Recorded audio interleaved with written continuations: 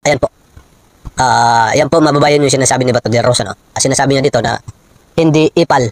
Wait lang. Ayan, sinasabi po niya, hindi ipal ang tumulong sa mga nasalanta ng mga lindol. Totoo naman yun.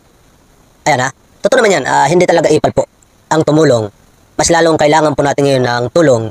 Kailangan po natin magkaisa ngayon, lalong-lalo na sa mga katulad ninyong mayayaman, na mga politiko na, di ba, milyon-milyon ang inyong yaman, bilyon pa nga.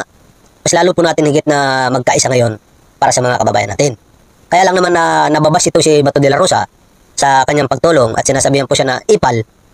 Kasi nga, dahil dyan, kung tutulong ka, dapat wala ng mga tarpaulin. Di po ba? Alam na ng tao na ikaw si Bato de la Rosa. Alam na ng, siguro, baka iniisip ni Bato de la Rosa na hindi pa siya masyadong kilala. Pero para sa akin, kilala na eh. Kilala ka na Senador Bato de la Rosa dahil ikaw nga yung isa sa mga nagpatupad ng drug war, di po ba? Kaya ka nasasabihan na ipal dahil sa mga tarpaulin na yan na ganyang kalalaki. Di po? Kasi kung tulong lang po, ay mas maganda yan. Tulungan natin ang Pangulong Marcos, tulungan natin ang pamahalaan,